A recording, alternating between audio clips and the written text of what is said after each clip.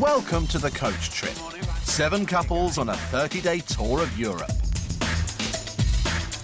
For some of them, it could be the holiday of a lifetime, taking in some of Europe's most famous sights and cities. It's so peaceful, it's amazing. That's crazy. Never done it in my life and I want to do it again. Yeah, mate. How badass is that?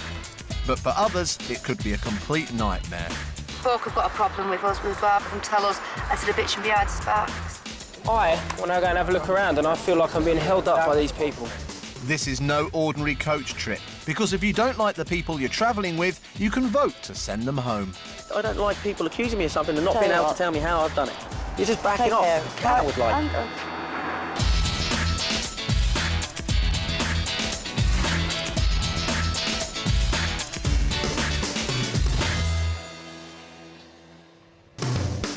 Currently travelling on the coach trip are aunt and niece Eileen and Lisa.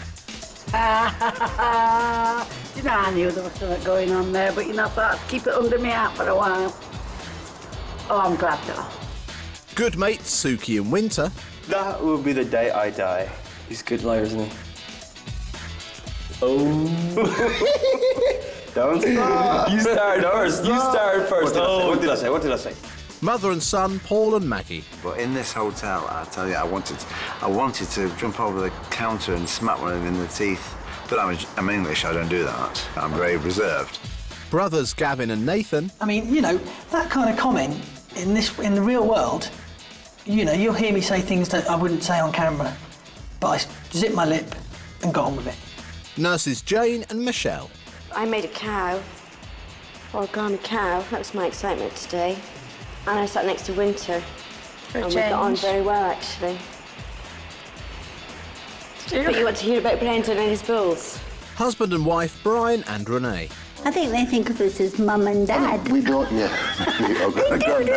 Granddad. Oh, no, yeah, I'm going to hit him for that. Friends Debbie and Tracy.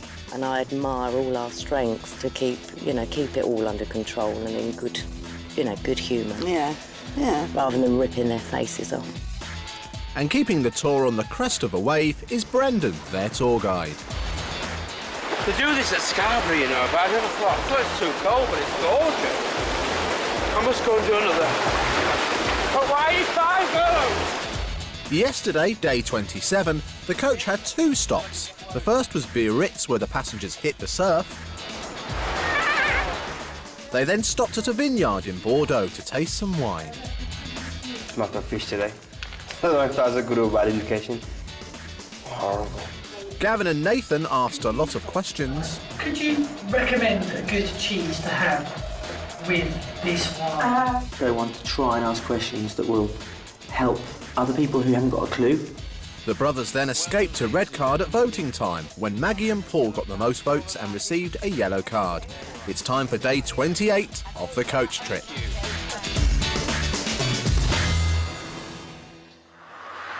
It's 9:45 a.m. and the coach is already on the road travelling from Bordeaux to the French town of Poitiers.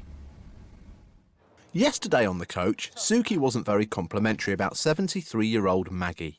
I think Maggie's getting a bit tired of these days, as are all of us, me included. Maggie's getting tired. She's 73. Yes, I know. How old are you? 24. 24. You should be ashamed of yourself. You've been asleep more than anybody on this coach. And her son Paul wasn't too impressed. How long has he been asleep? For Suki to say that Mum is getting a little tired, that really, really gets me mad. I felt my blood boiling then. 73 years old. And today, it's still playing on his mind.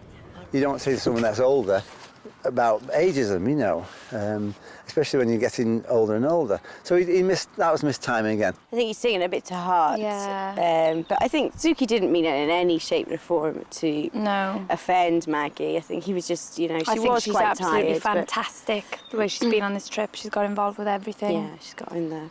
Anyone else on the coach? Anyone else? Because they've all got stuck in and fit, but he's asleep. Well, hopefully the two pairs can settle their differences during today's activities. And Brendan is about to announce where the coach's first stop is. A monkey, ape, and gorilla farm type park. So you can, exactly. So you can play, you know, you'll be very, very well at home. No, actually do a good monkey sound. Go on then. Yes, it's very close to home, isn't it? Very close to home. Anyway, so we're going to have some fun with the monkeys and the apes and the gorillas. And there's there's over 100 species of different monkeys. So it's going to be a fun morning. No, you can't really touch them, but there is a little farm where you can play with the goats. So you'll be all right, Winter. Cheers, Brendan.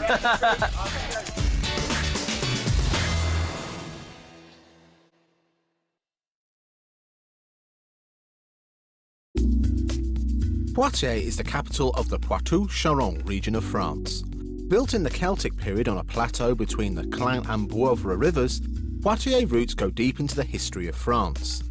Eleanor of Aquitaine built remarkable monuments here, such as the Gothic Cathedral Saint-Pierre. This, along with the Sainte-Radegonde and one of the world's oldest Christian monuments, Baptistère Saint-Jean, make Poitiers a town with dynamic architectural heritage. But Brendan is saving the cultural side of the town for later in the day. He promised his clients monkeys. So the coach pulls in just south of Poitiers at an animal park called La Vallée des Singes, the Monkey Valley. This park was created in 1998 as a preserve for the protection of primates and offers visitors the chance to see different species of monkey up close and personal. It looks like a bird, in fact. God, they're ugly. They are, aren't they? But they're a bit funny face. Hello. Hello. Cute, aren't they? Come on. Probably doesn't understand English, you see. Paul started teasing them with my jacket. A beautiful natural fur here. And the two of them came down though. I didn't mind. I said, yeah, I love you can have it. They gave a good sniff in. Oh. But cheap rubbish. I went back. So you had that one in. More Mohican haircut. Oh! Mummy! Oh my God! Mummy! Let's get this on camera. That's fantastic. After their stroll around the enclosures, the passengers decide to visit Chimpanzee Island, the biggest primate territory in Europe and home to a dozen chimpanzees. The park considers these specimens ambassadors for their brothers in the wild. Thankfully, the coach trip has some ambassadors of its own, Nathan and Gavin. And just like yesterday, their questions come thick and fast. Do they ever attack? Do you ever have them attacking or killing each other? No. No? Personality-wise, do they all have different personalities? Not really. And by the time the group get to the gorilla enclosure, they're still going strong. So who rules between the chimps and the gorillas then? You know, who's in charge? Who's the governor? You're sitting there and you know, even before he opens his mouth, oh, he's going to ask something. Every single place we've been to, they ask a question. Who's more intelligent between the chimps and the gorillas? Are they as, you know, are the gorillas as intelligent as the chimps? No. And also, Nathan always asks a question when Gavin does. Can you tell me the years that the gorillas survive? Are they the equivalent of human years? Because you know we have dog years and cat years, and they're sometimes not the same. It's the same years than human. Right. Yeah. That's not like cats or dogs. No. Thank you. Absolutely stupid sort of questions.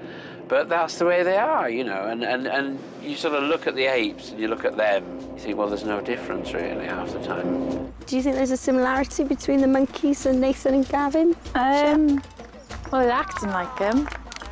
Nathan's running around acting like one. Adapting to the environment, do you think? No, they're just very childlike, and I mean, they probably live in it. Turn it around, no, don't be stupid. But they're simple folk. They're all right in small doses, but I mean, we're all small. cooped up here 24/7, and you can see they're starting to wear a bit thin. Yeah.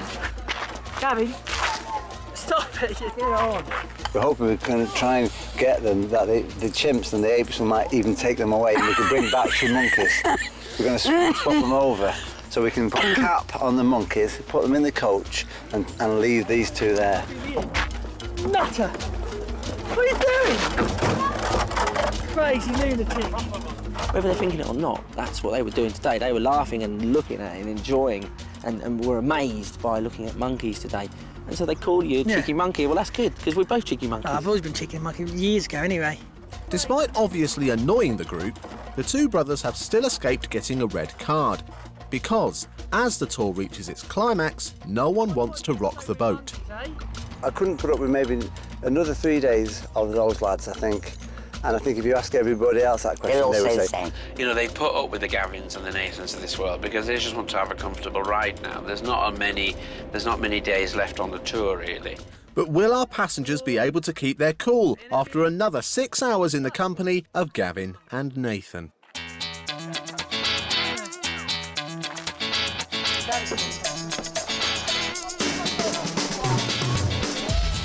Coming up in part 2, the coach continues its trip through Poitiers, where the tourists have a nose around a grand chateau. Imagine myself in a lovely evening dress and the chauffeur's waiting for me at the bottom. Oh, hello, James. Brendan and Chris, the driver, have a tiff. Do you mind? I was just told to say that, Chris. All right, temperatures are getting high, everyone chill. And so do some of the passengers at voting time. Oh, Chloe.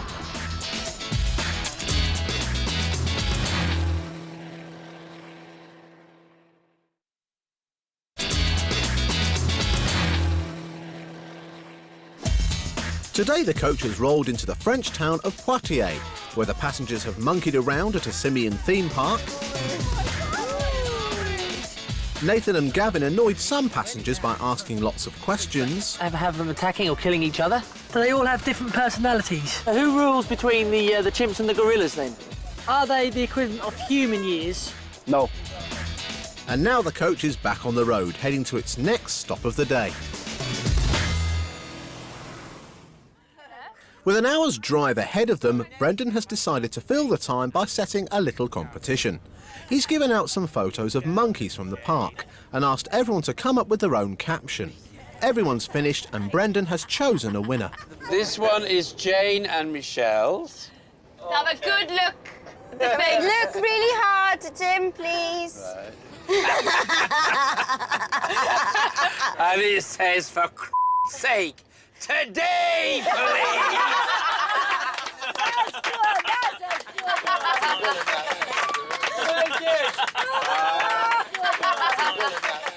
Very good, excellent. Everybody, very good.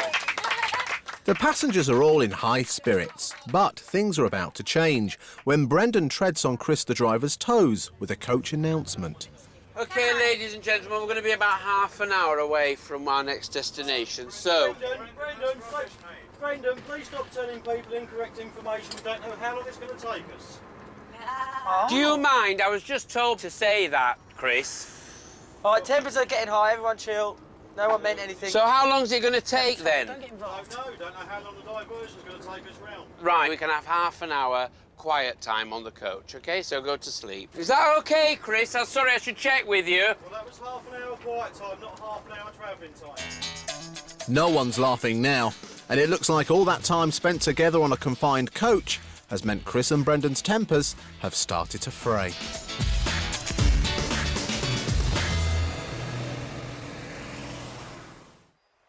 The coach has arrived at its next stop, the picturesque Chateau Tofu in Poitiers. Brendan has arranged a tour of its amazing buildings and stunning gardens, but as the coach parks up, his relationship with Chris the driver is anything but tranquil. I didn't like him and his attitude, and I just shouted back, look, that's what I was told, 35 minutes. It took us about 35 to 40, so I was right in the end.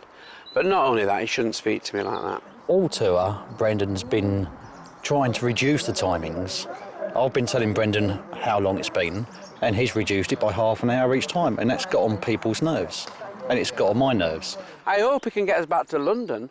I hope he knows where Gloucester Road is, because if not, I'm getting off at Dover and I'm getting a train. I rest my case. Sick of it. Sick of it. Absolute pillockies. With a big P.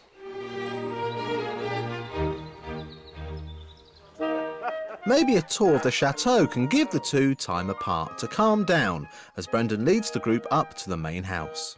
Chateau Château de Tofu is located about 100 miles southwest of Paris on the River Vienne. Building work on the house began in the 12th century and didn't end until the 16th. It's usually closed to visitors when the coach trippers arrive, but Brendan has come to a special arrangement with owner Madame Ogilvy.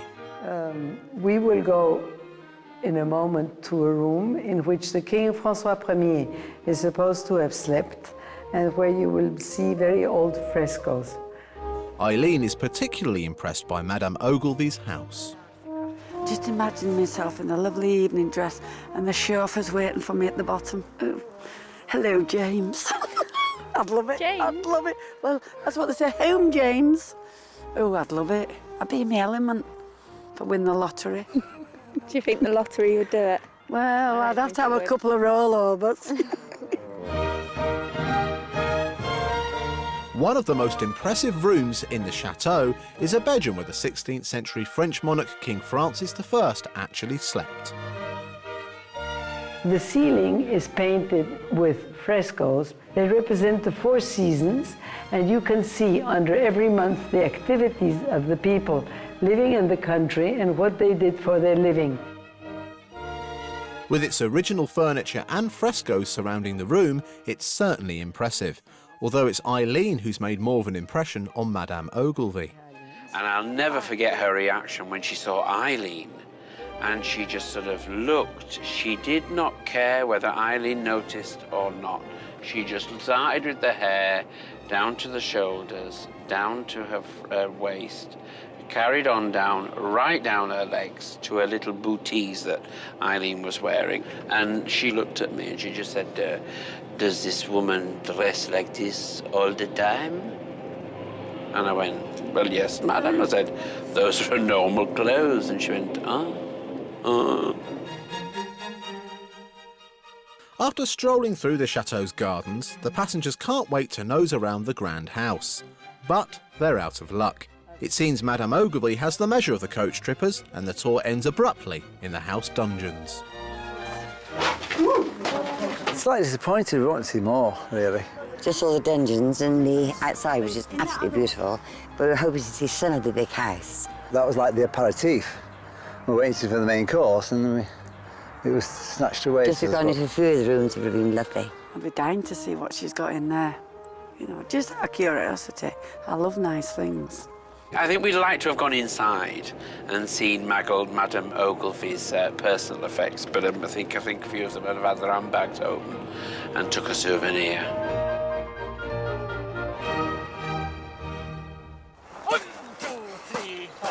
But not everyone's upset. All that royal splendour allows Gavin and Nathan time to get into character. And halt! And yet again, their actions are pushing the tolerance levels of their fellow passengers. Basically, they just really quite annoying, asking too many silly questions. They're in a little world of their own, really. Yeah, they're like bewildered teenagers. It's just also exciting for them. We give them in their brains, maybe a touch of hope or a touch of humour that they wouldn't otherwise have. Nothing to do with jealousy. It's just fooey on. I don't want jealousy. Foo that. Just give them something to just clutch at. It's 6 p.m. and time for today's vote, where we'll see if the passengers vote for an easy life or somebody goes for Gavin and Nathan. On Coach Trip, the passengers' holiday will continue for as long as they remain popular with the other travellers, because on this trip, at the end of every day, each pair vote privately for who they want off the coach. Whoever gets the most votes is awarded a yellow card.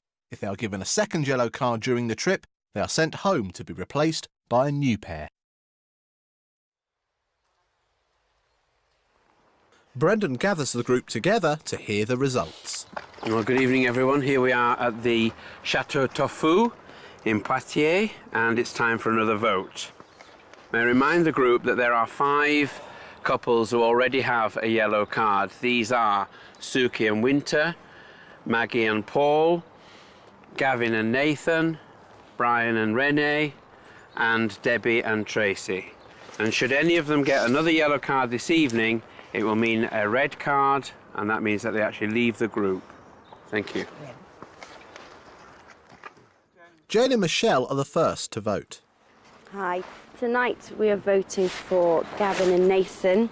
I've been going to be completely honest with you. You know, you've just been a bit rowdy for us and maybe a bit too much for me, personally. But I'd rather say it to yourselves than keep it to just on the camera. Jane, you're desperate to win. And the Queen knows that. Let's just honest. There is nothing to win. Honesty. Excuse me. I'll finish. I'll keep recording because I haven't blated off to anybody properly yet. I'm sorry, but I said to you, that's a bit unfair that Brian and Maggie have got a yellow card, and you said to me, oh, well, we haven't got a yellow card yet, have we? And smiled and smugged at me. You're not the Queen, sweetheart, so give up. Right, after what's just been said, I'm kind of feeling really bad. But tonight we are voting for Nathan and Gavin. Cool, man. Tonight we're voting for Michelle and Jane because they're the only ones without a yellow card and we can't vote for ourselves. I'll grow up.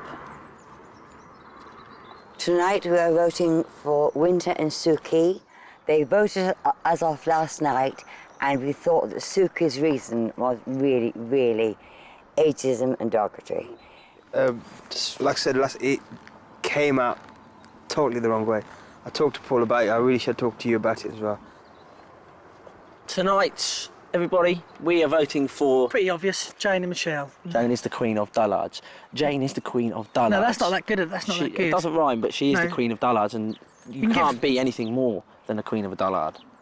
Well, tonight we're voting for Jane and Michelle, and the only reason we're doing that is because they don't have a yellow card, and that's the vote, and I'm sorry, girls. Okay, tonight we are going to be voting for Jane and Michelle, and it's purely because you haven't had a yellow card. And may I just say one thing, if everybody had been honest during the week, we wouldn't be at the situation where we are now. If you had come out and voted for these guys when they'd upset you on the night, you wouldn't be having these conversations. So let's just forget this and move on. Yeah. Right, brilliant. Thank you. Thank you, Paul. That was, So, ladies and gentlemen, this evening, with 4 votes, I award Michelle and Jane a yellow card. Okay, and if we could all make our way back to the coach, please. Thank you. So with 4 votes, Jane and Michelle get their first yellow card, but they still believe they did the honourable thing. I'm not a two-faced person. You know, if I've been saying it on camera, then I can say it to people's faces, you know. And if I don't like somebody or somebody's annoying me, is it not best to be honest and just say it like it is? I go away with respect for myself, knowing that I've said... And there's a lot of people on that best have said exactly the same as us. Yeah, who haven't voted for who they wanted to vote for tonight. So they're the two-faced ones, dishonest to themselves, no one else. It's 9 p.m. and time for the coach to leave Poitiers and take the passengers to the final destination of their European coach trip. Next time on Coach Trip, the coach arrives in the French capital of Paris, where the group try to blend in with the locals. me and Gavin could blend in here and you wouldn't even know we were here. But we're all French and those lot.